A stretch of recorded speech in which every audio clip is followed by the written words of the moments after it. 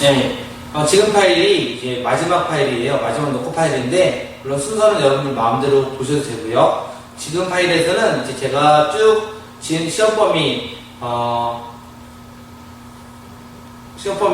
이제 용해도의 그 예제까지 다 했는데, 그 용해도 예제까지 설명하면서 미처 못했던 거, 그 다음에 이제 알아두면 더 도움이 될 만한 것들을, 한꺼번에 다 이제 설명해 줄게요. 먼저, 물과 에탄올의 분리 방법이 있어요. 물과 에탄올의 분리는 끓는 점을 이용해서 분리를 합니다. 이 방법은 끓는 점의 차이를 이용해서 혼합물을 분리해요.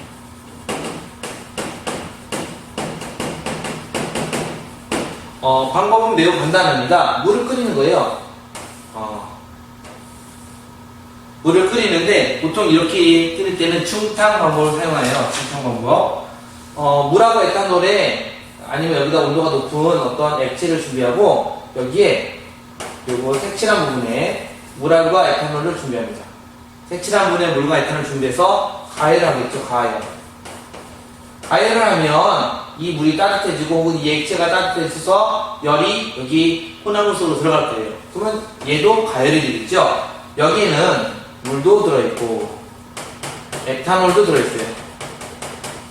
물도 들어있고 에탄올도 들어있는데 우리는 물의 온도가 100도에서 끓고요. 에탄올은 78도 근처에서 끓어요. 그러면 에탄올이 먼저 끓겠지요. 먼저 끓으면 기체로 되어서 쭉 기체가 나올 거예요. 기체가 나오는 곳에 시험관을 대고 이 시험관은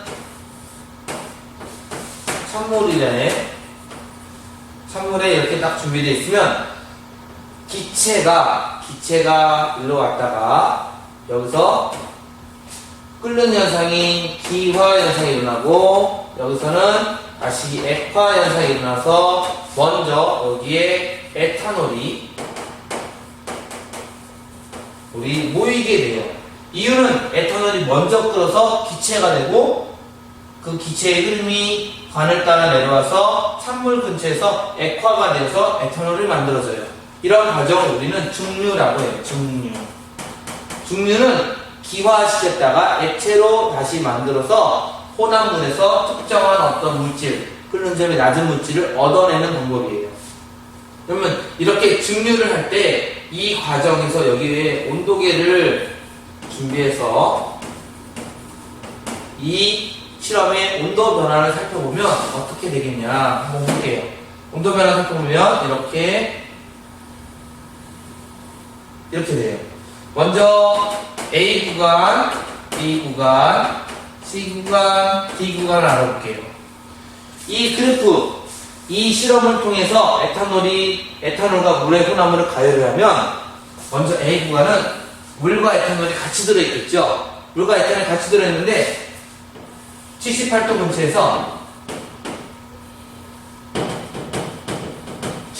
근처에서 에탄올이 끓기 시작해요. 근데 교과서 그래프와 제 그래프를 자세히 보면 끓는 점이 수평이 아니에요. 그 이유는 물이 같이 들어있거든요. 그래서 물은 온도가 올라가야 되죠. 에탄올은 끓는 상태에서 온도가 안 올라가지만 물의 양이 있기 때문에 물 때문에 온도가 수평으로 되지 않고 약간씩 올라가는 현상이 나와요. 이러면서 이 사이에서 에탄올이 본격적으로 에탄올만 끓어서 기화될 거예요. 물론 이 상태에서도 물하고 에탄올이 다 기화가 되겠죠. 하지만 이때는 에탄올의 기화량이 엄청나게 많아지고 에탄올이 다 기체로 돼서 여기로 오면서 이렇게 해서 액체로 액화되고 에탄올이 모아질 거예요. 그러면 이제 여기서까지 에탄올이 다 기화가 됐어요. 끓었어요. 여기서는 물만 끓겠죠. 물만 온도가 올라갈 것이고요. 여기서는 100도. 왜냐면 에탄올이 모두 다 날아갔으니까 여기까지는 물 더하기 에탄올이에요. 그리고 제가 표시한 이 부분에선 에탄올이 흐릅니다. 그 다음에 제가 표시한 이 부분에서는 물이 온도가 상승하고요. 여기서는 물이 끓겠죠. 중요한 사실은 여기서부터 에탄올이 다 끓고 나서는 물만 있고 여기는 물과 에탄올이 같이 있다.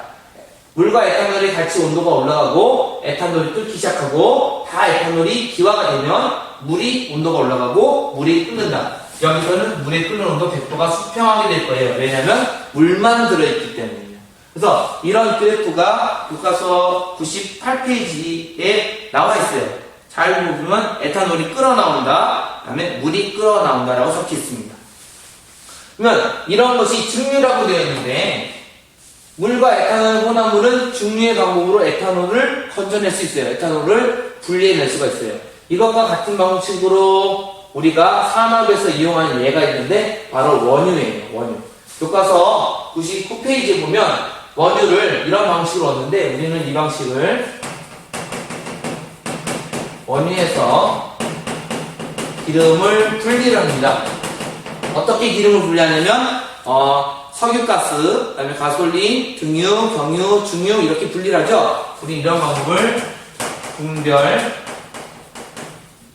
증류라고 해요. 분별 증류는 원유에서 기름을 분리하는 건데 한번 가열을 하면서 끓는 점의 차이를 이용하고요. 여러 물질을 분리를 하죠.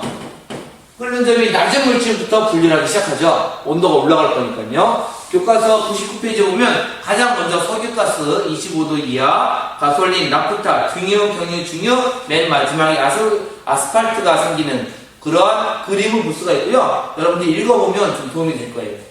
그래서 분별 증류는 증류의 방법에서 조금 더 여러 단계로 나누어서 증류를 해서 혼합물을 분리한다. 끓는 점의 차이를 이용한다. 이렇게 하시면 되겠습니다. 녹는 점을 이용하는 경우도 있죠. 녹는 점을 이용하는 경우는 교과서 103페이지에 나와 있어요. 대표적으로 녹는 점이 이제 우리가 그릇을 사용하는데 철로 된 그릇 혹은 구리로 된 그릇을 사용하죠. 왜 그릇을 사용할까요? 물을 끓이는 이유는 물은 888 100도에서 끓어요. 근데 철이나 그릇은 끓는 온도가 매우 높거든요. 즉 녹는 온도가 높아요. 고체 상태를 유지하고 있어요. 그래서 녹는 점을 이용하는 경우는 그릇을 이용하는 경우, 그 다음에 퓨즈를 사용하는 경우, 그 다음에 이제 수온 온도계라고. 이 경우는 온도가 높은, 녹는 온도가 아주 높은 것을 사용해서 고체 상태를 유지해요.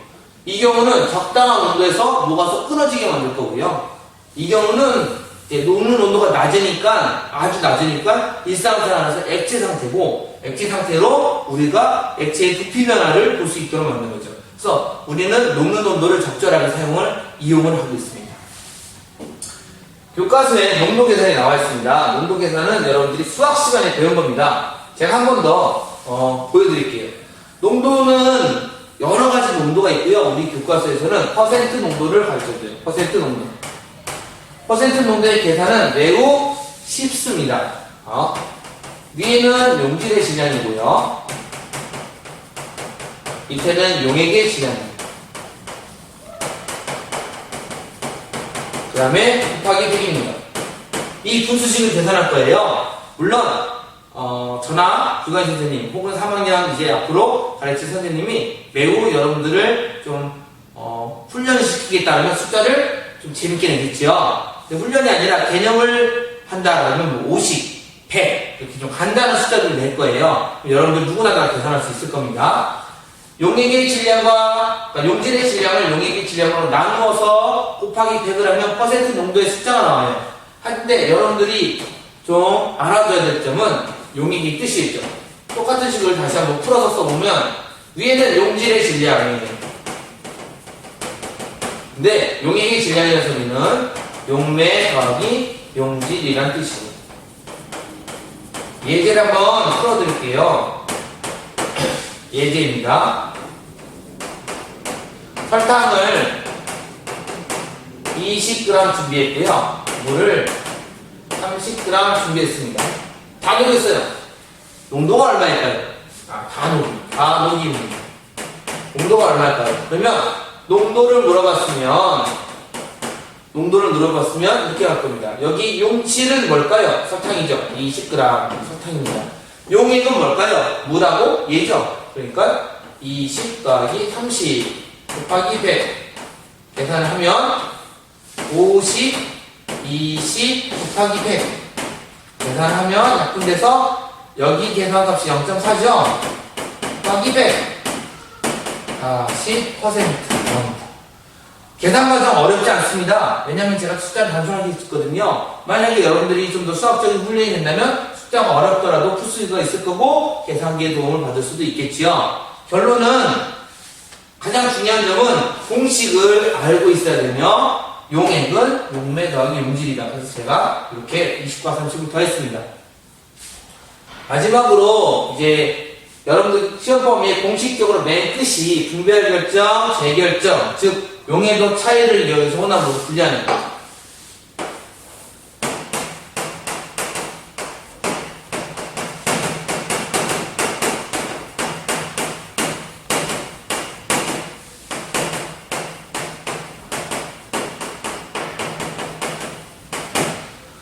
용해도의 차이를 이용해서 혼합으로 분리한다. 대표적인 게 소금과 붕산입니다. 우리 교과서 그래프를 보면서 하면 의외로 좀 쉬우니까 제가 예를 들어줄게요. 소금은 염화 나트륨이라고 해서 뜨거운 물이든 뭐든 잘 안 녹습니다. 그냥 녹은 용해도가 그렇게 잘 변하지 않아요. 이게 염화 나트륨의 용해도고요. 붕산은요, 확 녹아요, 확 녹아요. 이게 붕산이고요. 이게 염화 나트륨이에요. 소금이에요, 다른 말로. 근데 소금과 붕산은 서로 다 하얀 색깔이에요. 둘 다 똑같은 가루고요. 그래서 소금과 붕산이 섞여 있다. 예? 그러면 염화 나트륨 더하기 붕산이다. 그러면 가루가 섞여 있으면 여기다가 뜨거운 물을 넣어요. 뜨거운 물을 집어넣으면 둘 다 녹겠죠. 뜨거운 상태에서 둘 다 잘 녹으니까 녹을 거예요. 뜨거운 물 싹 집어넣을 거예요. 그 다음에 이 뜨거운 물을 식히면 염화 나트륨은 그래도 많이 녹아요. 별로 가라앉는 양이 별로 없죠. 가라앉는 양이 아주 적어요. 설마 뜨거운 물 넣어서 포화가 되었더라도 가라앉는 양이 요거밖에 안 생겨요. 하지만 붕산은 가라앉는 양이 이만큼 생겨요. 그러니까 붕산이 더 많이 얻어낼 수가 있죠. 식히면 용액 더하기 가루가 생기는데 이 가루는 붕산가루고 용액은 소금물일 거예요. 여러 번 반복하면 붕산가루만의 모임이 생길 거고 소금물이 생기겠죠. 그러니까 불리한 거네요. 붕산가루를 걸러버리면 되니까. 이처럼 여러 번 하는 경우를 분별 결정이라고 해요. 용해도의 차이를 이용해서. 그 다음에 이렇게 여러 번 해서 순수하게 붕산가루만 혹은 소금물만 얻는 경우, 이런 경우를 재결정이라고 합니다. 즉 순수한 결정을 천천히 녹여가면서 결정으로 딱 만들어내서 한 가지 물질만 얻는 방법이 재결정이다라고 합니다. 여기까지가 시험법입니다. 시험 공부 열심히 하시고요. 그 다음에 좋은 결과 있기를 바랍니다.